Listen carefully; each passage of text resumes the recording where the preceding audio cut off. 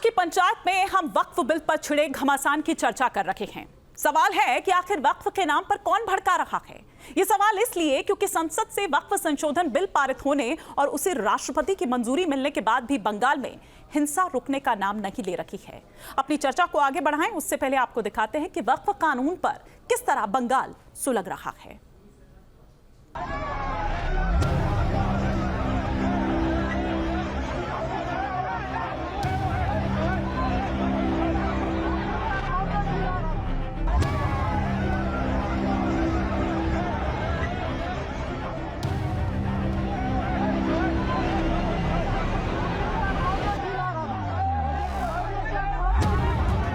8 अप्रैल को वक्फ कानून लागू हुआ और 10 अप्रैल से बंगाल में हिंसा भड़क गई। तब से बंगाल लगातार हिंसा की आग में सुलग रहा है।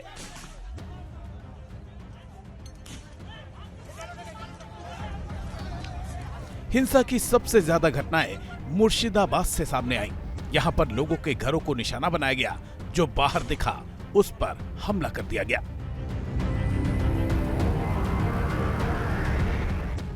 हिंसा पर उतारू भीड़ ने दुकानों में लूटपाट की, गाड़ियों में तोड़फोड़ की और आगजनी की। वक्फ कानून के खिलाफ भड़के दंगों में 3 लोगों की मौत हो गई, जबकि 35 से ज्यादा पुलिस वाले जख्मी हुए हैं। न्यूज नेशन की टीम ने मुर्शिदाबाद के हिंसा प्रभावित इलाकों का दौरा किया। इस दौरान जो तस्वीरें दिखी वो बता रही हैं कि 2 दिनों में किस तरह हिंसा का नंगा नाच किया गया। धुलियान में जिस वक्त हिंसा की शुरुआत हुई थी और जिस इलाके से हिंसा की शुरुआत हुई थी वो यही बैंक मोड़ का इलाका है। इस वक्त यहाँ पर आप देख सकते हैं हमारे दाएं और बाएं बीएसएफ के जवानों ने मोर्चा संभाला हुआ है। करीब 300 से ज़्यादा बीएसएफ के जवान यहाँ पर तैनात किए गए हैं।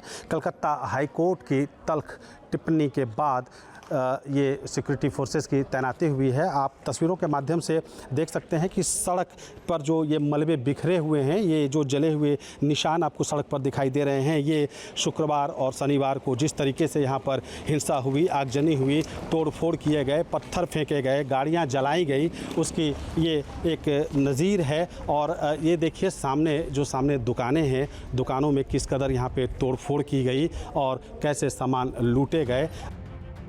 स्थानीय लोगों के मुताबिक हिंदुओं पर चुन चुन कर हमले किए गए। चश्मदीदों का कहना है कि 5000 से 10,000 की भीड़ ने नारेबाजी की और हिंसा शुरू कर दी। इस दौरान कई दुकानों में तोड़फोड़ की गई, यहाँ तक कि महिलाओं और बच्चियों तक को धमकाया गया। क्या हुआ था उस दिन? उस दिन यहाँ के लोकल मुसलमानों ने प्रोसेसन निकाला था वक्फ बोर्ड के खिलाफ में।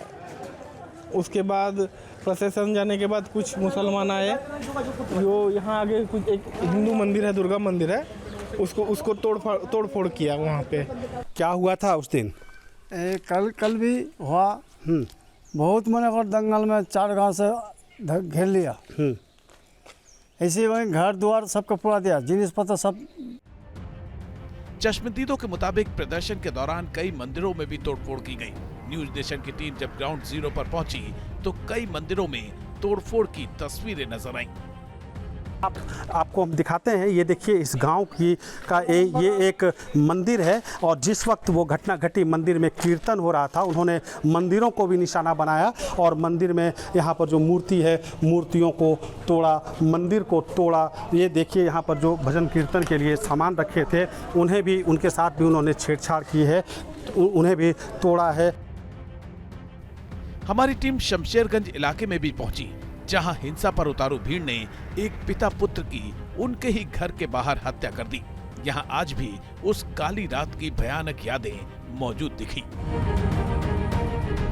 इस वक्त हम मौजूद हैं जाफराबाद में। ये वही जाफराबाद है जहां पर हिंसा करने वालों ने, जो उपद्रवी थे, उन लोगों ने एक पिता और पुत्र की निर्मम हत्या कर दी थी। हम आपको दिखाने की कोशिश करेंगे। ये वही जगह है जहां पर पिता की हत्या की गई थी। देखिए ज़मीन पर उनके खून के निशान और उनके गले की ये माला आपको दिखाई दे रही होगी। कितनी बेरहमी से उनकी हत्या की गई। भीड़ ने जिस तरीके से यहाँ पर उत्पात मचाया, बताया, हम आपको दूसरी एक और तस्वीर दिखाएंगे कि कैसे दौड़ा दौड़ा कर भीड़ ने दोनों पिता पुत्र को मौत के घाट उतारा था। ये देखिए यहाँ पर पूरे ज़मीन पर खून के धब्बे छींटे पड़े हैं, ये कपड़े बिखरे हुए हैं, जगह जगह पर टूटे कांच शीशे पड़े हुए हैं। और आपको ये घर की तस्वीर हम दिखाते हैं जहाँ पर ये दोनों पिता पुत्र मौजूद थे जिस वक्त वो प्रदर्शनकारी यहाँ भीड़ की शक्ल में पहुँचे थे। और सबसे पहले उन लोगों ने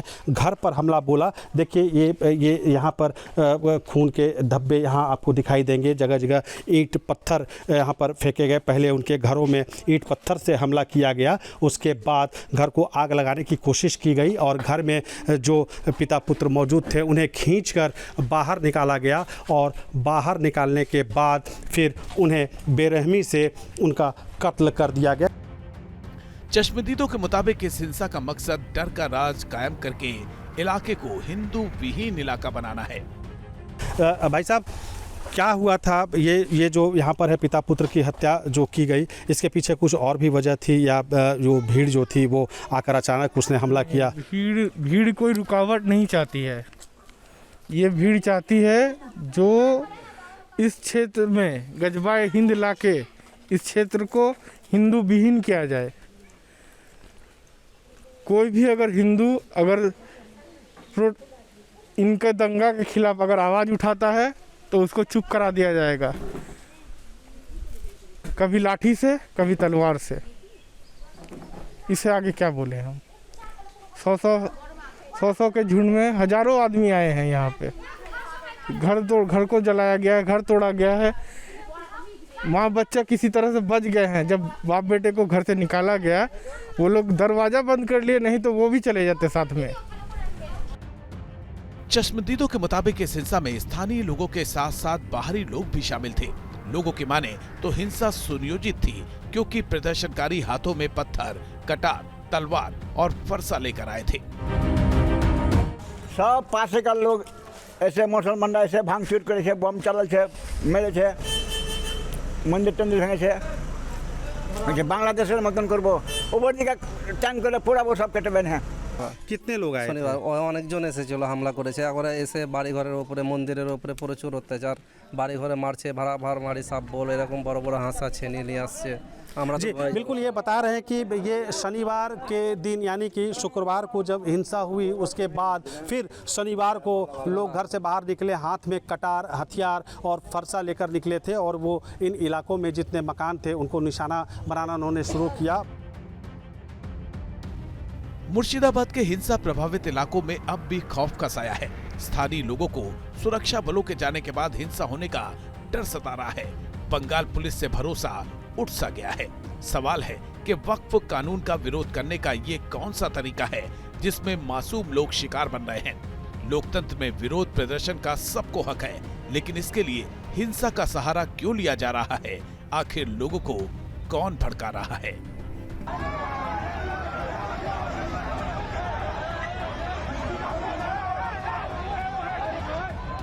सोफिया जी, पहले तो एक अपडेट भी मैं आप ही से चाह लेती हूँ कि अभी वहां पर क्या स्थिति बनी हुई है, अभी आप वहां पर क्या देख रही हैं? जो आरोप प्रत्यारोप है उसके बारे में मैं बाद में बात करूंगी। देखिए, जो भी अप्रिय घटना जो है सिर्फ बंगाल में नहीं, कई ये गलत कहना होगा कि सिर्फ बंगाल में प्रोटेस्ट हो रहे हैं। महाराष्ट्र से भी कई वारदात आए हैं, डबल इंजन की सरकार, जहां पर पटना से कुछ वारदात भी आए थे और पूरे देश भर में ही लोग जो है मुसलमान। देखिए, सबसे पहले मैं ये कहना चाहूंगी, मैं यास्मीन बाजी से सहमत हूँ। उन्होंने जो कहा कि मुसलमानों को सबसे पहले कॉन्फिडेंस में नहीं लिया गया। वक्फ अच्छा है बुरा है वो तो बाद में बात की बात है। ये लोग 2 मुसलमान महिलाओं को रखना चाहते हैं तो ये बहुत अच्छी बात है, सुनने में बहुत अच्छा लगा। लेकिन मेरा सवाल ये भी है, संदेह के दायरे में ये भी आता है कि सांसद में और जितनी भी विधानसभा है उसमें कितने भाजपा की महिलाएं, भाजपा में मंत्री या भाजपा की सांसद कितनी है? मुझे तो लगता है कि नहीं के बराबर है, या परसेंटेज नहीं के बराबर है बिल्कुल। तो किस तरीके से मुसलमान महिलाएं ये समझे कि आप हमारे साथ खड़े हैं? चलिए, मैं सोफिया खान हूँ, मेरा नाम एक मैं मुसलमान वर्ग से आती हूँ, तो क्या ये लोग मुझे जगह देंगे? चलिए, मंदिरों की अगर बात करें या और भी दूसरे धर्म स्थानों में बात करूंगी। देखिए, मैं यहाँ पर कोई हिंदू मुसलमान को पक्षपात नहीं करती। अभी हमारे काबिल भाई कह रहे थे कि हिंदू हो सकते हैं, बिल्कुल हो सकते हैं। हिंदू भाई को भी हम रख सकते हैं वक्त में, कोई प्रॉब्लम नहीं है। सबसे बड़ी समस्या ये है कि मुसलमानों का कॉन्फिडेंस जो 2014 के बाद हिला हुआ है, इस सरकार के ऊपर एक शक भरी कह सकते हैं जो हमारी नजर है, उससे तो हम नकार नहीं सकते। तो सरकार अगर कुछ भी कहे, सरकार आधी रात को पेट्रोल डीजल पर बात नहीं करती, आधी रात को अमेरिका ने नहीं, तो सोफिया जी क्या करे सरकार, क्योंकि आपके फेवर में भी अगर कुछ चीज लेकर आती है तो नहीं, मैं उसी पर आ रही हूँ, आप ही के पॉइंट पे बात कर रही हूँ, तो वो भी आपको लगता है कि नहीं फेवर में नहीं है, तो ऐसा क्या करे सरकार, ऐसा क्या करे सरकार? सरकार सबसे पहले तो ये करे कि हिंदू मुसलमान की राजनीति बंद करे। हिंदू मुसलमान सिर्फ मुसलमानों के ही धर्म में, वो ट्रिपल तलाक से शुरू होकर, वो अच्छा है बुरा है मैं उसके बारे में नहीं बोलूंगी, ट्रिपल तलाक में ही संशोधन किया। अरे आप धर्म तो हिंदुस्तान में कई धर्म हैं, आप उनके ऊपर अगर बात करते तो शायद मुसलमानों को इतना ज्यादा डर नहीं लगता। लेकिन हर एक लागू जो है, हर एक चीजों में संशोधन मुसलमानों की चीजों से जुड़े हुए में होगा, ऐसा तो नहीं हो सकता ना। ऐसा होगा तो जाहिर सी बात है मुसलमान रस्तों पे होंगे, जो देखा जा रहा है। और जब लाखों की संख्या में मुसलमान रस्तों पर होंगे, वो बंगाल हो या कोई भी राज्य हो, तो जाहिर सी बात है वहाँ पे छुटपुट हिंसा की घटने भी आएंगे। हिंसा की घटना भी सुनने में आएगा। बीजेपी के आने से नहीं डरा है, बाकायदा 60 साल इस पर मेहनत की है बीजेपी से डराने के लिए। 60 साल मेहनत हुई है, उसकी वजह से मुसलमानों में डर बैठा हुआ है। नहीं, पर सोफिया जी मैं से पहले कि मैं डराया जा रहा है, मुझे बोल लेने दीजिए। हुकूमत आने से नहीं डरे हैं मुसलमान। ठीक है, एक एक करके रशीदी जी, मैं मुझे अभी राजू दास जी का भी रुख करना है। जी सोफिया जी फटाफट से अपनी बात खत्म करें, फिर मैं राजू दास जी का रुख करूंगा। बंगाल में जो घटना हो रही है उसके ऊपर ममता बनर्जी ने एक ट्वीट भी किया है, शांति बनाए रखने के लिए उन्होंने अपील की है। और जो लोग भी 120 लोगों की गिरफ्तारी भी हो चुकी है, तो जाहिर सी बात है अगर मुसलमान, यहाँ पे देखिए टीएमसी के कोई शांति बनाए रखने की अपील की है, लेकिन साथ ही ये भी कह दिया कि हम लागू नहीं होने देंगे, तो इसका क्या मतलब निकाला जाए? मैं राजू दास जी का रुख करूंगी। ठीक है सोफिया जी, शांति बनाए रखने की अपील की, लेकिन वहीं दूसरी तरफ ये भी कह रही है कि लागू नहीं होने देंगे, इसका क्या मतलब निकाला जाए राजू दास जी? प्रशासन अपना काम कर रही है, जैसा मैं देख पा रही हूँ, प्रशासन देखिए गिरफ्तारी भी हो रही है, अगर जी सोफिया जी मैं लौटूंगी आपके पास, एक रिएक्शन राजू दास जी का। जी मोहन जी, आप देखिए जितने यहाँ मुस्लिम स्कॉलर, मुस्लिम बुद्धिजीवी बैठे हैं, सब ने अमन शांति चैन की बात नहीं किया। सब ने कहा कि मुसलमान रोड पर उतरेंगे, क्या होगा ये सबको पता है। क्या हुआ? पाकिस्तान, अफगानिस्तान, बांग्लादेश 100 वर्ष, 150 वर्ष, 60 वर्ष पहले लोगों ने देख लिया। ये आपके चैनल पे बैठ के सीधे तौर पे ऐसे डरवाया जा रहा है, धमकी दी जा रही। पश्चिम बंगाल में जो घट रहा है वो दुर्भाग्यपूर्ण घटना है। क्या हम लोग भी ऐसी मानसिकता बनाएंगे तो क्या होगा? क्या बांग्लादेशी घुसपैठी भारत में रह पाएंगे? क्या रोहिंग्या मुसलमान भारत में रह पाएंगे? नहीं रह पाएंगे। मैंने कब कहा? लेकिन दुर्भाग्य है कि एक तरफ को आप कहते हो भारत सेकुलर है, डेमोक्रेसी है, लोकतांत्रिक व्यवस्था है, प्रजातंत्र है, दूसरी तरफ आप मुसलमानों के लिए कानून अलग से क्यों तत्काल आप सनातन बोर्ड बना दो ना, भारत को हिंदू राष्ट्र कर दो, तब मुसलमानों को अलग से आप वोट दो, मुसलमानों को अलग से आप कानून की व्यवस्था दो। जब भारत तो सेकुलर है, तब ऐसा क्या जरूरत आन पड़ी कि उनको अलग से कानूनी व्यवस्था, कानूनी मान्यता और उस मान्यता से ही चलेंगे। जबकि जो करेक्शन हुआ उससे हिंदू का कोई फायदा नहीं है, हमारा कोई हित नहीं है, हमारा कोई लाभ नहीं है। जितने लोग बैठे हैं उन्हीं का लाभ है, उन्हीं का हित है। अरे क्या चाहते हो?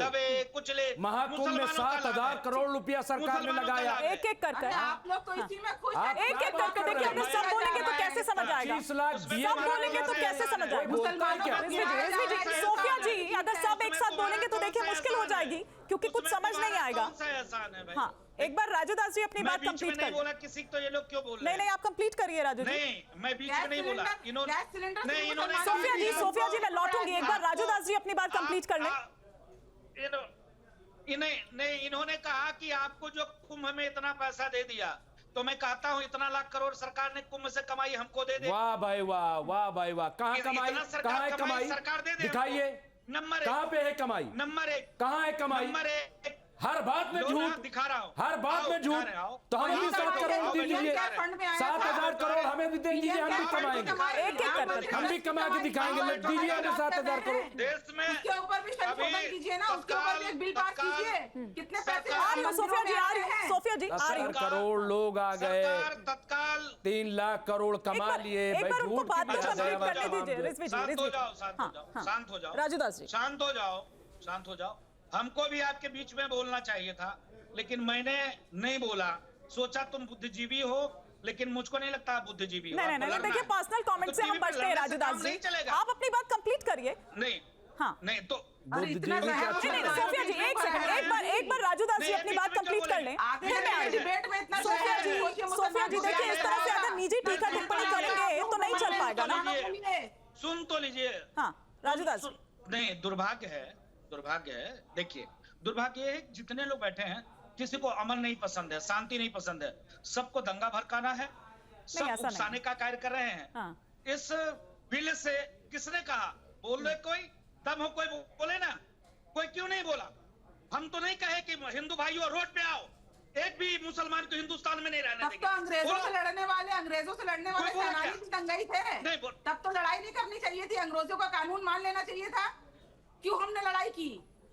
नहीं, ये विषय नहीं, नहीं, आप कह रहे हैं ना, इसमें संशोधन हुआ है। इस संशोधन में ये तो हमारे संविधान अधिकार देता है कि हम प्रोटेस्ट कर सकते हैं। हम हर बात मान ले भाजपा वालों की, ऐसा देश में 5 लाख, ठीक है, 5 लाख मंदिर को गवर्नमेंट ने एक्वायर करके रखा है। एक भी चर्च, एक भी गिरजाघर, एक भी मदरसा गवर्नमेंट ने एक्वायर करके नहीं रखा है। 5 लाख से ऊपर मंदिरों का चार्ज गवर्नमेंट लेती है। एक कर प्लीज, एक कर। मैं आ रही हूँ चौधरी जी, राजू जी, अब आपकी बात पर यास्मीन जी रिएक्ट करना चाहिए। एक कर प्लीज, सिर्फ राजू जी और यास्मीन जी को स्क्रीन पर रखें। जब वक्फ संशोधन बिल पास हो गया है, आपको हिंदुस्तान की संविधान को मानना पड़ेगा, हिंदुस्तान की व्यवस्था को मानना पड़ेगा। इसके अनुरूप चलने से ही राष्ट्र का और आपका भला। ठीक है यास्मीन जी, सरकार ये कह रही है कि भाई जो मुसलमान है वो तो ताली बजा रहा है, वो तो खुश हो रहा है। ये कुछ लोगों का ग्रुप है, कुछ लोगों का समूह है जो इस तरह से प्रोवोकिंग स्टेटमेंट्स दे रहा है, सड़कों पर बुला रहा है। ये दरअसल माफिया की तरह काम कर रहा है।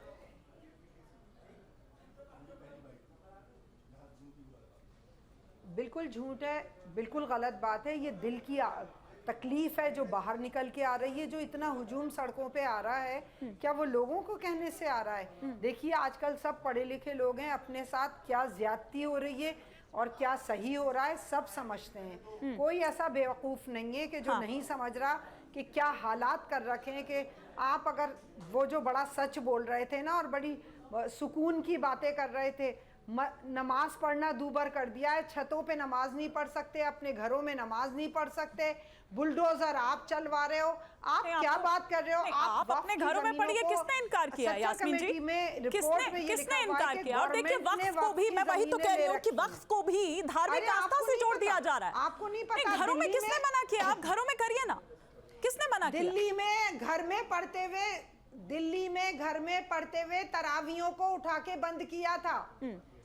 दिल्ली में घर में दुकानों पे तरावी, अंदर अपनी खुद की दुकानों पे तरावियां पढ़ते हुए पुलिस ने उठा के बंद किया था। परवेश चौधरी जी को हम लेकर आएंगे, वो इस पर जवाब देंगे। नमाज पढ़ने के लिए बैन किया गया, लेकिन मस्जिद के आगे नाच के और मस्जिद के झंडे फहराने पे किसी की रोक नहीं है। वो वहाँ आके नाच भी सकते हैं, गालियां भी दे सकते हैं और खड़े होके झंडे भी फहरा सकते हैं। हाँ, वक्फ बोर्ड की आड़ में गवर्नमेंट का इरादा हमारी जमीन, मुझे लगता है यास्मीन जी, जो अभी मैं ज्यादा दूर ना जाऊं और अगर बंगाल की ही बात करूं, वैसे तो कई जगहों से आ रही है तस्वीरें। लखनऊ से भी देखिए इस तरह की तस्वीर निकलकर सामने आई कि भाई अगर आपको सरकार से कोई दिक्कत है, आपको इस कानून से कोई दिक्कत है, तो आप इसके खिलाफ कुछ कहते हैं। एक सिस्टम है ना, एक सिस्टम है, आप उस पर कुछ कहिए। या वहां पर धार्मिक नारे क्यों लग रहे हैं? मैं आपसे ये भी समझना चाहूंगी। मेरे को लगता है कि आपने तस्वीरें नहीं देखी है जो निकलकर सामने आई है, चाहे बंगाल हो चाहे उत्तर प्रदेश हो। क्योंकि वक्फ का नहीं, पर उसमें धार्मिक आस्था कहां से आ जाती है? उसमें धार्मिक नारे लगाने की क्या जरूरत है? जो है वो धर्म से है।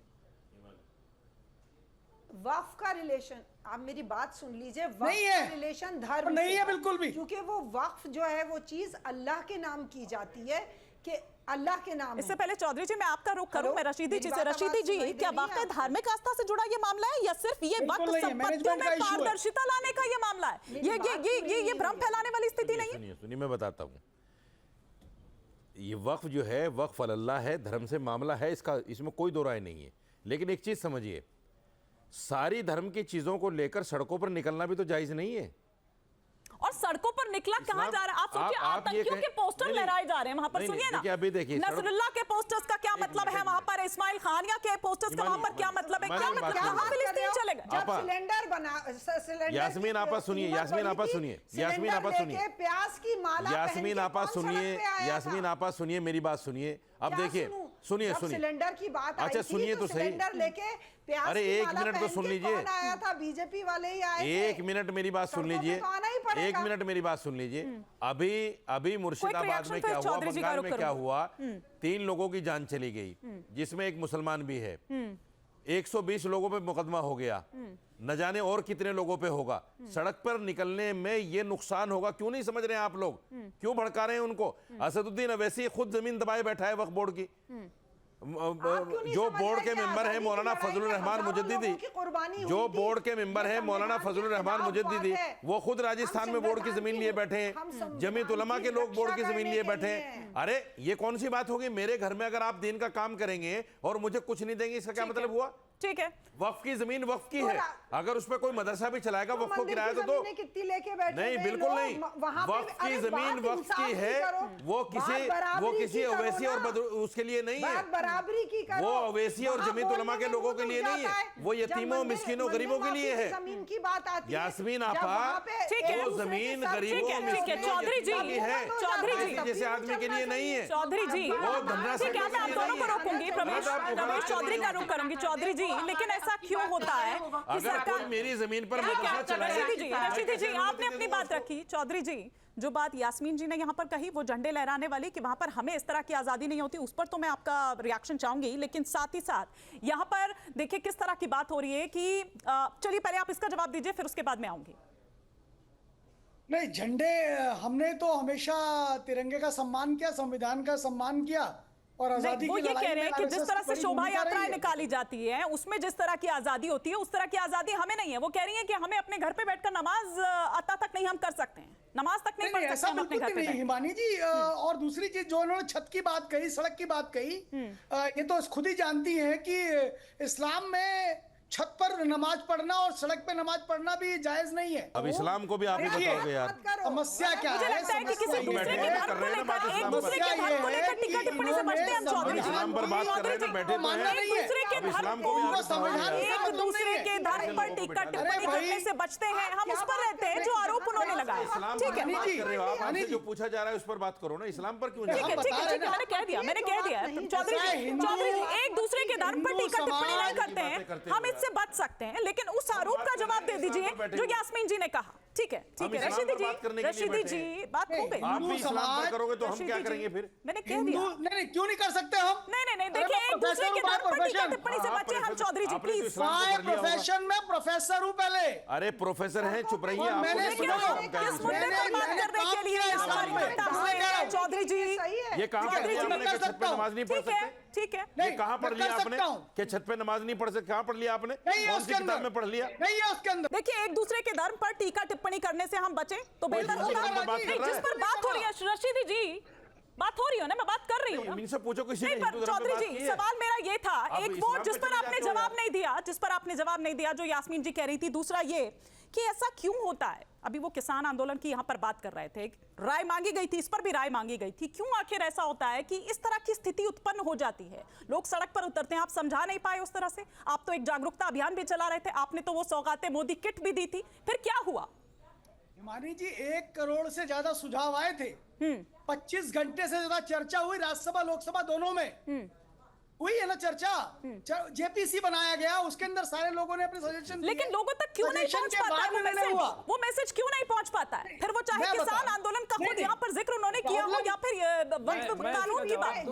प्रॉब्लम ये है कि इन्होंने विश्वास नहीं करना, पेपर्स दिए गए, इसको रिलीजियस मामला इन्होंने बना रखा है, ये रिलीजन के साथ जुड़ा हुआ। अरे वक्फ किसी ने वक्फ कर दी, वो अल्लाह की संपत्ति हो गई, अब उसका मैनेजमेंट शुरू होगा ना।